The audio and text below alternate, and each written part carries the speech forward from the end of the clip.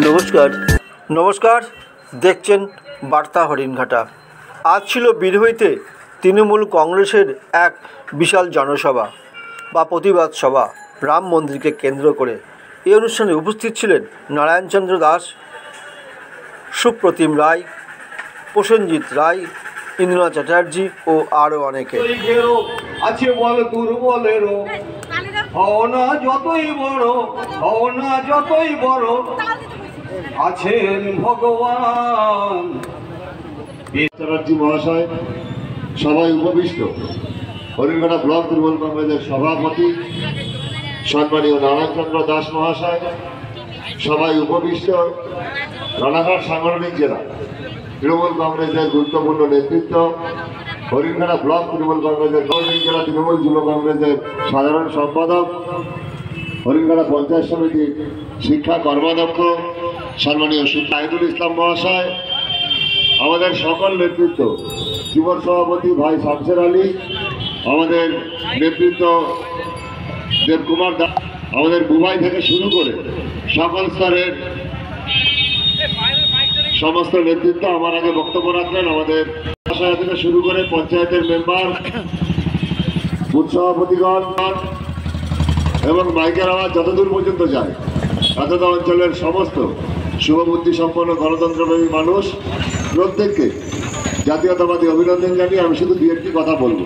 দেখুন, কেন্দ্রের যে সরকারটা চলছে, ভারতীয় জনতা পার্টির নেতৃত্বাধীন নরেন্দ্র মোদীর নেতৃত্বাধীন যে সরকার, সেই সরকার এই পশ্চিমবাংলাটাকে দখল করার জন্য, পশ্চিমবাংলায় ক্ষমতা অর্জন করার জন্য 2021 সালে সেই দল ভারতীয় জনতা পার্টি যে সার্বিক ড্রাইভ তারা দিয়েছিল, ভারতবর্ষের প্রধানমন্ত্রী থেকে শুরু করে স্বরাষ্ট্রমন্ত্রী থেকে শুরু করে ভারতবর্ষের টোটাল মন্ত্রিসভা থেকে শুরু করে ভারতবর্ষে ভারতীয় জনতা পার্টির যত নেতা আছে প্রত্যেকে মিলে ভারতবর্ষের যে ডেলিগেশন যে তারা শুরু করেছিলেন এবং যে সর্বগ্রাসী মনোভাব নিয়ে তারা 2021 সালের বিধানসভা নির্বাচনের সময় যে বাংলার মাটিকে তারা তছনছ করেছিলেন এবং আপকিবার 200 পার স্লোগান দিয়ে বাংলার মস্তক দখল করার স্বপ্ন নিয়ে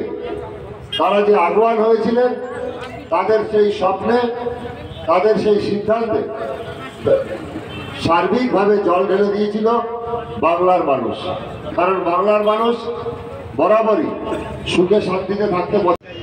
আমি আগেই বলেছি, বাংলার প্রায় 1,15,000 কোটি টাকা, যেটা বাংলার বাংলার হকের টাকা, সেই টাকাটা তারা আটকে দিয়েছে। বাংলার মানুষের 100 দিনের কাজের টাকা, যেটা 2 বছর আগে মাথার ঘাম পায়ে ফেলে পরিশ্রম করে বাংলার আমার মায়েরা, আমার দাদারা সকলে মিলে পরিশ্রম করে যে কাজ করেছেন, সেই কাজের পারিশ্রমিকের টাকা বাংলা আবাস যোজনার ঘর আজ 5 বছর ধরে সেই বাংলা আবাস যোজনার ঘরগুলোর টাকা আটকে রেখেছে। আপনারা জানেন, বাংলা আবাস যোজনার ঘরে 60% টাকা দেয় কেন্দ্র সরকার আর 40% টাকা দেয় রাজ্য সরকার। কিন্তু যুক্তরাষ্ট্রীয় গণমতে যতক্ষণ না পর্যন্ত কেন্দ্রের সরকার টাকাটা ছাড়ে, ততক্ষণ পর্যন্ত রাজ্য সরকার সেই টাকা দিতে পারে না। তাই আজকে 5 বছর ধরে সেই বাংলা আবাস যোজনার ঘরের টাকা আটকে রেখে বিভিন্ন প্রকল্পে, কেন্দ্রীয় প্রকল্পের টাকাগুলো বাংলায় যে সমস্ত প্রকল্পের কাজ চলছে, সেই প্রতিটা প্রকল্পকে হয় বন্ধ করে দিয়ে, নয় বরাদ্দ কমিয়ে দিয়ে, নয় আটকে দিয়ে বিভিন্নভাবে বাংলাকে আজকে তারা বঞ্চনা করে চলেছে। এবং সারা ভারতবর্ষ জুড়ে আজকে কি চলছে আমি বক্তব্য দীর্ঘায়িত করবো না। আমার পরে আমার নেতা 2014 সাল থেকে সরকারটা যে চলছে, ভারতবর্ষের বুকে সরকারটা কি করেছে, আজকে বিভিন্ন জনবিরোধী নীতি নিয়ে এসে নোটবন্দি থেকে শুরু করে জিএসটি থেকে শুরু করে বিভিন্ন জনবিরোধী কৃষকের কালা আইন থেকে শুরু করে বিভিন্ন জনবিরোধী নিয়ে এনে আজকে সারা ভারতবর্ষের মানুষকে তারা বিভ্রান্ত করে চলেছে এবং সেই বৃদ্ধ দ্রব্যমূল্যকে দামকে নিয়ন্ত্রিত করার কোনো লক্ষ্য নেই, ভারতবর্ষের সার্বিক উন্নয়নের কোনো লক্ষ্য নেই। বিরোধী বাজারে অনুষ্ঠিত অঞ্চল তৃণমূল কংগ্রেসের আয়োজিত পথসভার সঞ্চালক তথা ব্লক কমিটির সাধারণ সম্পাদক ইন্দ্রজিৎ চ্যাটার্জি বন্ধুবর উপস্থিত হয়েছেন ব্লকের কেন্দ্রীয় সরকারের বঞ্চনার প্রতিবাদে, যার বিষয়ে কিছু বক্তা এর আগেই আপনাদের সামনে বলেছেন। আপনারা জানেন 100 দিনের কাজ থেকে, সড়ক যোজনা থেকে, আবাস যোজনা, ঘর থেকে সব জায়গায় একটা ব্যারিকেড করে অর্থনৈতিক অবরোধ তৈরি করা হয়েছে পশ্চিমবঙ্গের জন্যে রাজনৈতিক উদ্দেশ্য প্রণোদিতভাবে। সেটাই এখন চলছিল। তেমনি লোকসভা নির্বাচনে দামামা বাজিয়েছেন নরেন্দ্র মোদী, বিজেপির প্রধানমন্ত্রী। উনি ভারতবর্ষের প্রধানমন্ত্রী বলে মানতে অসুবিধা হয়, আমি বলছি উনি বিজেপির প্রধানমন্ত্রী। কারণ ভারতবর্ষের প্রধানমন্ত্রী যিনি হবেন, ভারতবর্ষের প্রত্যেকটা মানুষের দিকে তার নজর থাকা উচিত। কিন্তু একটা রাজনৈতিক দলের এজেন্ডা নিয়ে যে প্রধানমন্ত্রী চলতে চাইছে এবং নির্বাচনে সেটাকে ইস্যু করে নির্বাচন বৈতরণী পার হতে চলেছেন, তার বিরুদ্ধেই 2-4টি কথা আজকে আমি বলতে চাইছি। আপনারা জানেন যে রাম মন্দির একটা বিবাদ ছিল, প্রায় 500-550 বছরের বিবাদ, বিভিন্ন সংগ্রাম ইত্যাদি হয়েছে, অনেক মামলা মোকদ্দমা হয়েছে, দীর্ঘ প্রসেসের মধ্যে দিয়ে প্রত্নতত্ত্ববিদদের অনেক সমীক্ষা হয়েছে, অনেক বিষয় পর্যালোচনা করার পরে সুপ্রিম কোর্টের রায়ে রাম মন্দিরের রায়টা হয়েছে। প্রায় 500 বছর বাবরি মসজিদ বলে খ্যাত ইসলাম ধর্মাবলম্বী মানুষ, তারা মসজিদকে মনে করেন খোদার ঘর, সেই মসজিদটাকে তারা নিজেদের খোদার ঘর বলেই মেনে এসেছিলেন। কিন্তু যখন সুপ্রিম কোর্টের রায়টা হলো রাম মন্দিরের পক্ষে, আমি জানি ভারতবর্ষের আপামর ইসলাম ধর্মাবলম্বী মানুষ, তাদের মনে আঘাত লেগেছিল। তারা আশা করেছিলেন 550 বছরের দখলদারি, বিগত দিনের ইতিহাস যাই থাক, এটা মসজিদ হিসেবেই তারা ব্যবহার করতে চেয়েছিলেন। কিন্তু আমরা দেখলাম যে সুপ্রিম কোর্টের রায় যখন বেরিয়ে গেল রাম মন্দিরের পক্ষে এবং রাম মন্দির তৈরির কাজ শুরু হলো, ভারতবর্ষের এ প্রান্ত থেকে ও প্রান্ত অব্দি আসমুদ্র হিমাচল ইসলাম ধর্মাবলম্বী মানুষ কেউ কিন্তু জেহাদ করেননি, রাস্তায় মিছিল করেননি, মিটিং করেননি, কেউ কিন্তু বলেননি সুপ্রিম কোর্টে এ রায় মানছি না, খোদার ঘরকে ভেঙে দেওয়া হয়েছে, সেখানে রাম মন্দির হবে, এটা আমরা মানছি না।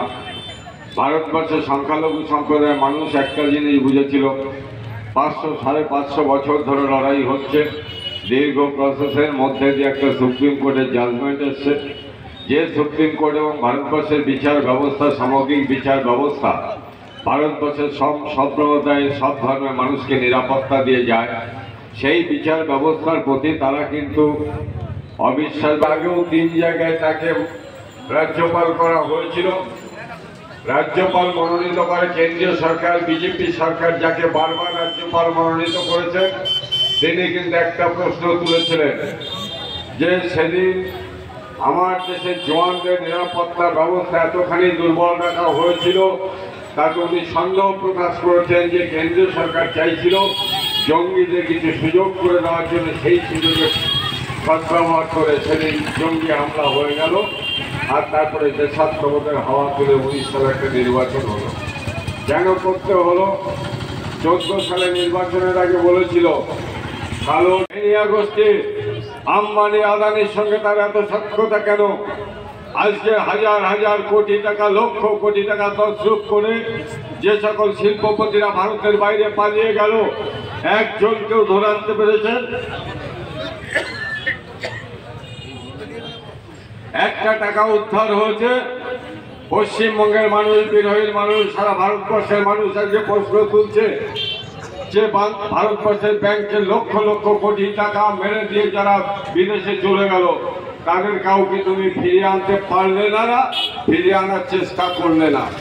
আর তার তদন্ত হয়, সিবিআই হয়, ইডি হয়। এই ভারতবর্ষের 1 লক্ষ হাজার কোটি টাকারও বেশি টাকা যারা তছরূপ করে নিয়ে চলে গেল, তাদের বিরুদ্ধে কেন সিবিআই নয়, কেন ইডি নয়?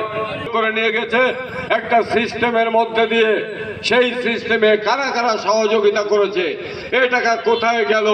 ইডি খুঁজবে না কেন? সিবিআই তদন্ত করবে না কেন? এবার ভারতবর্ষে যখন প্রাচ্য এবং পাশ্চাত্যের সভ্যতার মিশ্রণ ঢোকানোর চেষ্টা হচ্ছে, আমাদের প্রাচ্যের যে আচার আচরণ সংস্কৃতি পাশ্চাত্যের সঙ্গে মেলে না। প্রাচীর ভেঙে আমরা পেরেছি বাঙালি বিজেপিকে আটকে দিতে। আগামী ভারতবর্ষ তুমি তাকাও বাংলার দিকে, বাংলার মমতা ব্যানার্জি যা পেরেছে, সেই মন্ত্রে দীক্ষিত হয়ে আগামী দিনে ভারতবর্ষ বিজেপিকে এই ভারতবর্ষ থেকে ক্ষমতাচ্যুত করবে। সেই লড়াই আপনাদের পাশে থাকার আবেদন জানিয়ে সবার আমার পক্ষ থেকে সালাম, নমস্কার, প্রণাম, অভিনন্দন জানিয়ে, শুভেচ্ছা অভিনন্দন জানিয়ে বক্তব্য শেষ করছি। জয় হিন্দ, বন্দে মাতরম। তৃণমূল কংগ্রেস জিন্দাবাদ, মমতা ব্যানার্জি জিন্দাবাদ, অভিষেক বন্দ্যোপাধ্যায় জিন্দাবাদ। শেষ করছি। বন্দে মাতরম, বন্দে মাতরম, বন্দে মাতরম। তৃণমূল কংগ্রেস জিন্দাবাদ, তৃণমূল কংগ্রেস জিন্দাবাদ, মমতা ব্যানার্জি জিন্দাবাদ, বন্দে মাতরম, বন্দে মাতরম। তৃণমূল কংগ্রেস। আজকে এই পথসভা মূলত উদ্দেশ্য হচ্ছে সাম্প্রদায়িক বিজেপি, ভারতবর্ষের গণতন্ত্র, সর্বধর্মের গণতন্ত্র, ভারতবর্ষের বৃহত্তম গণতন্ত্রে আজকে এটাকে, এই সংবিধানটাকে পাল্টে দেওয়ার চেষ্টা করছে ভারতীয় জনতা পার্টি। সেই একজন পুরোহিতের, ভারতবর্ষের নামি নামি পুরোহিতরাও এটাকে ভালোভাবে নিচ্ছে না। যে কায়দায় উনি রাম মন্দির উদ্বোধনের দিন গিয়ে যে কার্যপ্রণালী উনি করলেন, এগুলো একটা পুরোহিতের কাজ। তো এইটাও হিন্দু ধর্মের শাস্ত্রে এভাবে হতে পারে না। সব মিলিয়ে এই সাম্প্রদায়িক রাজনীতি ভারতবর্ষের অস্থিরতা, ভারতবর্ষে যে অস্থির পরিস্থিতি তৈরি হচ্ছে, এইটাকে আমরা তৃণমূল কংগ্রেসের পথসভা করে বিভিন্ন অঞ্চলে মানুষকে বোঝানোর চেষ্টা করছি যে এই ভারত সাম্প্রদায়িক সম্প্রীতির ভারত, এই ভারতে হিন্দু মুসলমান আমরা একই বৃন্তে দুটি কুসুম, এই বলেই বড় হয়েছি। এই ভারতে এই কথাই রাখতে হবে, এইটাই মানুষকে বোঝানোর জন্য আজকে মূলত পথসভা। তার সাথে সাথে কেন্দ্রীয় সরকারের বিভিন্ন নীতির বিরুদ্ধে আমাদের প্রতিবাদ যেটা ছিল, সেগুলো আগামী দিনেও ছিল, আজও থাকবে, সেগুলো আমরা বলছি। নাম পরিচয়? সুপ্রতিম রায়, কর্মাধ্যক্ষ, হরিণঘাটা পঞ্চায়েত সমিতি, সাধারণ সম্পাদক, রানাঘাট সাংগঠনিক জেলা তৃণমূল যুব কংগ্রেস।